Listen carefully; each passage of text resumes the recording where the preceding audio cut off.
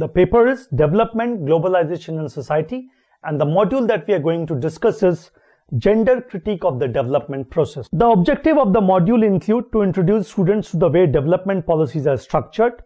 Secondly, to examine how the state addresses the development concern of the marginalized, especially women in poverty, and to introduce the students to the way feminist scholars have tried to engender development policies. So let's try and understand what is gender planning and development discourse all about. Feminist academics, advocates, and women organizations have made the case that development planning and practice has not taken in account unequal gendered power relation. The development discourse has perceived women as submissive recipients of state largesse. Women are the major consumers of welfare services because of the ways in which state support is designed to substitute for husband wages, presupposing women's exclusion from the labor market. Thus, women positions remain unchanged and has in certain cases worsened. Let's understand what is the scenario in our own country, India. To understand the gendered nature of the development process, one has to locate women within complex history of policy intervention for women development in the country. The literature on women and development in India have focused on number one, how in the course of economic development, dependence on market condition, technological options, and socio-legal institutions has consistently had devastating effect on Indian women's work and employment. Secondly, analysis has been done on two broad phases, late 1930s to late 1970s and early 1980s onwards. Let's understand women's role in planned economy. Planning has been a very important policy for addressing the development concerns of Indian women. The instance of addressing women's concern into development was as early as 1939 when a document titled Women Role in Planned Economy was framed by the Subcommittee of National Planning Committee under the chairpersonship of the first Prime Minister of India, Pandit Nehru. This committee was appointed to look into women's role in a planned economy and thus was an important text on development for women. Feminists refer to this document as the first attempt to write a blueprint for the development of Indian women. The plan document envisaged the role of Indian women as productive, independent, thinking individual and not as an appendage to their family. The report addressed women issues holistically and incorporated the social, economic and legal concerns of the women. Some of these issues addressed in the document are the right of women to independent economic resources, education and opportunity in all spheres. Demanded recognition of a domestic labor, need for maternity benefit which included child and maternity home, creche for all women be it home or employment outside home.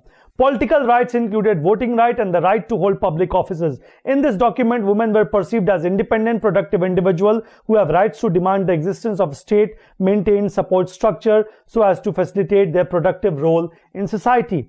It was far more liberating than the scheme designed for Indian women in the post-independence period through the instrument of planning. It is unfortunate, argues Desai and Thakkar, that this progressive policy on women was lost and not referred to when the planning process was inaugurated in the post-independence period for women.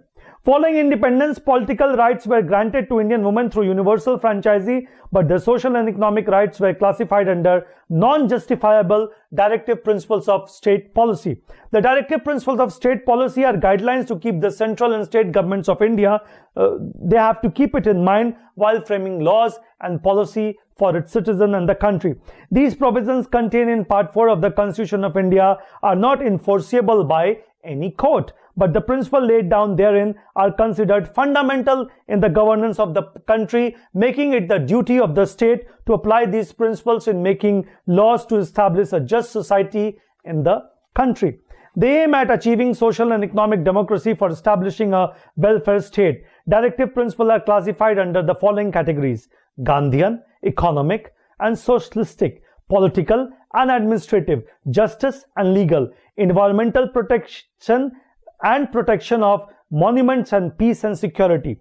Under directive principle of state policy, women's right to work, adequate livelihood, control and access to resources, and equal wages with men, which are of critical importance to poor women, were not made as fundamental rights. Classifying this under directive principles of state policy allowed state an arbitrary role to design policies addressing the development concern of women relating to social and economic right.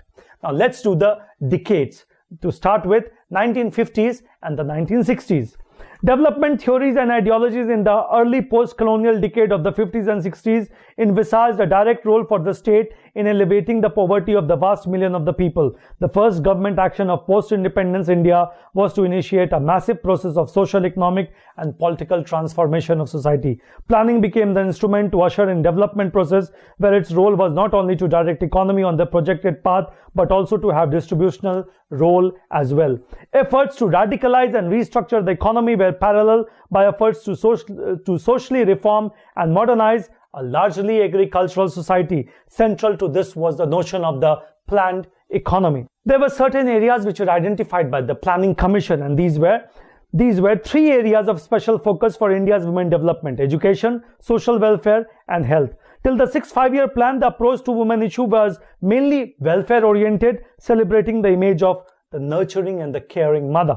For example, under health program, the focus was maternal and child health services, supplementary feeding for children, and for nursing and expectant mother. Let's now do the gender analysis post-independence period. Gender analysis of the scheme in the first few years post-independence in India revealed two major shortcomings. First, there was no special effort to integrate specific needs of women, and second, it focused on the household and was not sensitive to unequal power relations operating within it. The major assumption was that the household is a unit of congruent interest among whose members the benefit of available resources are shared equitably irrespective of the gender.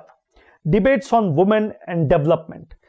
Under this theme, gender critique talks about that during the 70s how there was a lot of debate in this area. These debates were primarily because of three interrelated factors. Firstly, Committee on the Status of Women in India in form of Towards Equality report in 1974, the mushrooming of women organization loosely constituting women's movements in the late 1970s, and change of perspective with regard to women's role in economic development in the international context. Let's understand what did the Towards Equality report talk about. The Towards Equality report stated that the secondary and subordinate position of women was a result of a patriarchal nature of mainstream development process. The report also stated that women, and in particular poor women, fared worse in social, economic and political indicators of development. Additionally, the government was not acknowledging the role of women in development. It pressurized the state to take cognizance of the fact that a top-down and additive approach to the Indian women development concern does not address the needs of the woman. The committee recommended on conducting research to gather data on gender discrimination in employment, education, land redistribution, inheritance, nutrition and health began to be collected and theorized on. Towards Equality report reiterated the need to design a development model that addresses the specific needs of women. This all led to women's movement. The new women movement in late 70s and early 80s, through campaigns on rape and dowry, conceptualized women concern with a gendered framework. Through the campaign, a gendered critique of the patriarchal structure of the state and its policies were made. The upsurge of mass movement in late 60s and early 70s, which articulated the discontent of Indian citizens with the development model, also emphasized the need to rethink the developmental model.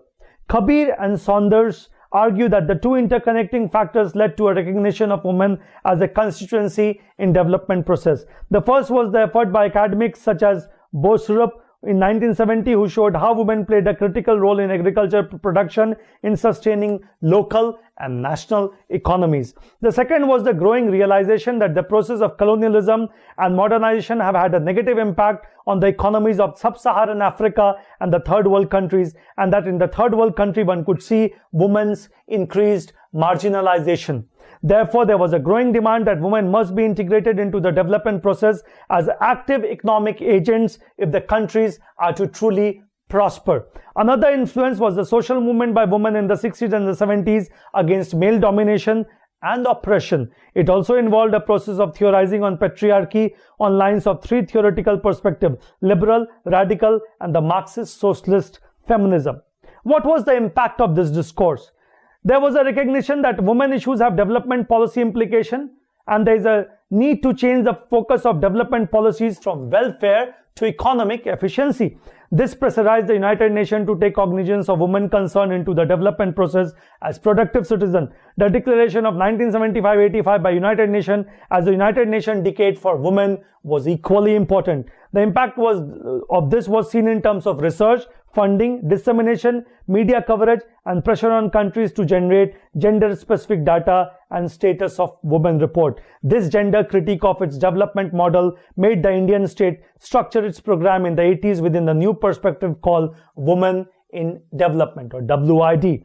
It is recognized that the adverse impact of inappropriate economic development program and its data gathering efforts, which did not recognize women's work and treated them as merely mothers. The policy of the state were critiqued by Indian feminists, arguing that it focused on merely women issue and not on gendered relations of power and inequality. Krishna Raj and Banerjee argued that women's contribution to the economy remains hidden because their work, especially in agriculture, remains unremunerated. Women's work is categorized within unproductive work for which payment is not made. This unpaid work includes activity inside and outside home and in agriculture, which are not classified under conventional categories of work. To a great extent, women's work remains unaccounted and unreflected in the census. This lacuna has an adverse impact on government development policies for women. Agrawal critiqued development policies of the Indian state and argued that these treated gender as an additive category rather than as an analytical category. They do not perceive gender as a lens through which approach to development should itself be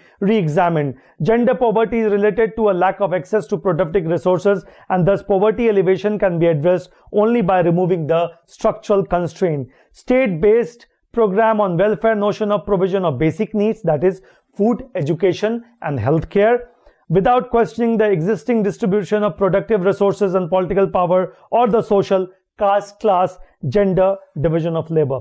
Most governments typically deliver such program in a top-down manner involving little dialogue with the people, especially women themselves, on the definition of their need or the best means of meeting of those needs. Agrawal demanded that women be given land right to address the structural poverty among them. Land rights for women are one of the major ways that could remove the structural constraint. Women in development. Feminists critique women in development policies on primarily three counts.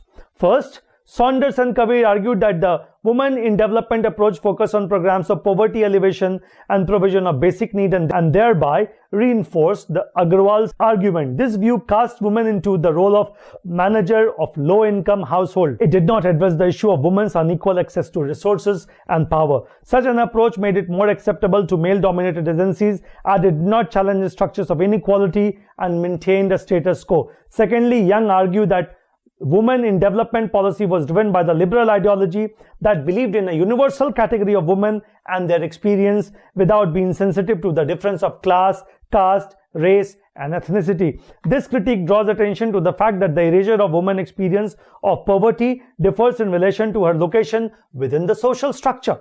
Thus, while emphasizing the similarities and the need for organizing for a global sisterhood, the women in development advocates fail to take cognizance of material differences of power, resources, and interest between women themselves. Thirdly, Kabir argues that the theoretical thrust of WID was not sensitive to the structural inequalities within the development process itself.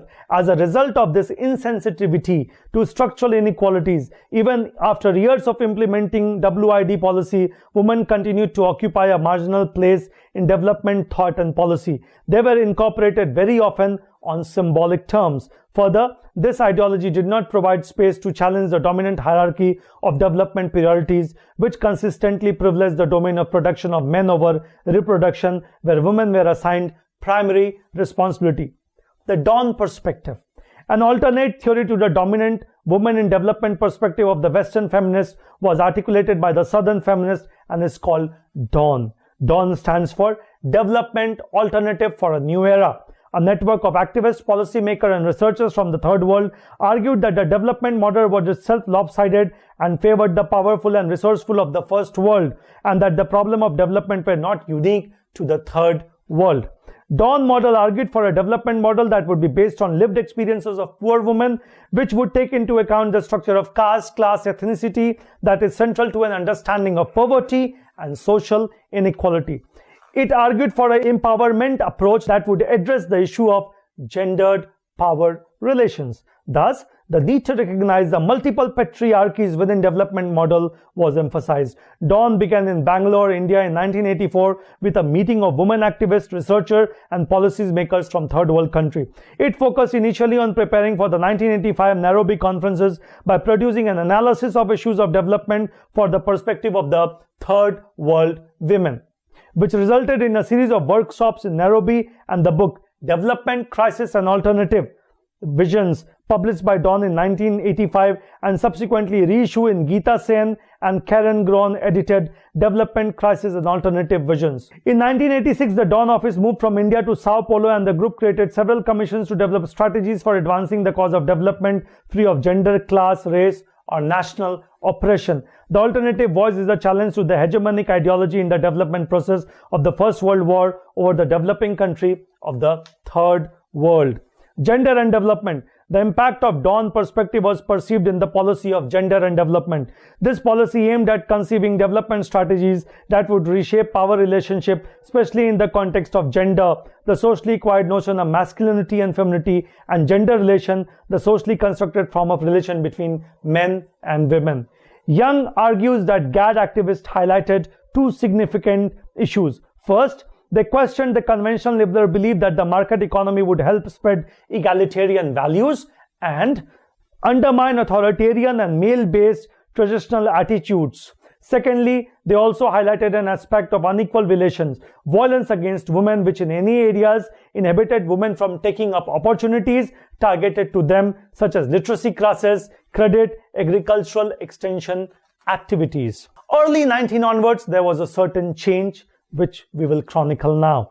Agrawal argues that the critique of the feminist and policy development at the international level pressurized the state in changing its approach towards addressing development concern for women in two ways. First, the establishment of independent cells, departments and ministries in government, bureaucracies to monitor and coordinate women's concern in development process. Secondly, initiation of a special program targeted at women, especially income generating, extension of credit and literacy scheme. This policy was reiterated in the Policy Directive on Women and Development in the planning process as in 6th Five-Year Plan 1980 to 85. In this regard, the Department of Women and Child Development in 1985 under the Ministry of Human Resources was set up. This department had major responsibility of reviewing of laws to remove gender bias, campaigning for equal rights to women in property, access to credit, designing income-generating opportunity, and providing support services such as daycare facilities, creche, working women hostels, and etc.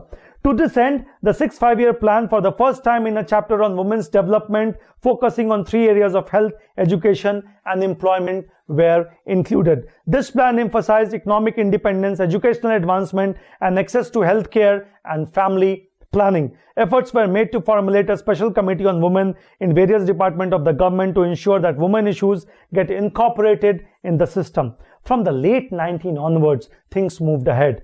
The state introduced gender budgeting in its program and policy. In the 9th Five-Year Plan, which ran from 1997 to 2002, a specific women component plan was formulated, which directed both the central and the state government to ensure that not less than 30% of the fund benefits are earmarked in all women-related sector.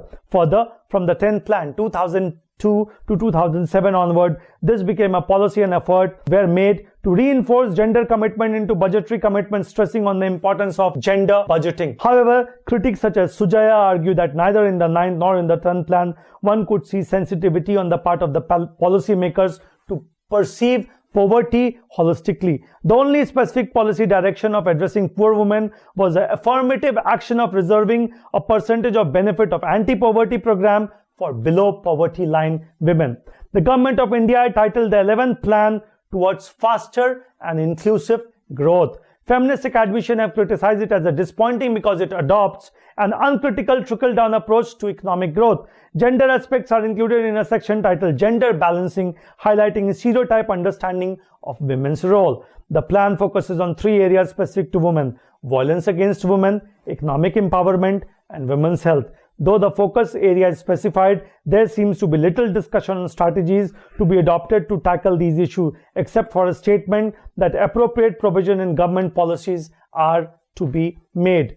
Though the focus area is specified, there seems to be little discussion on strategies to be adopted to tackle these issues, except for a statement that appropriate provision in government policies are to be made. Women organizations have critiqued the 11th plan by stating that the plan has not addressed 2 issues important for poor women: increasing landlessness and absence of food security.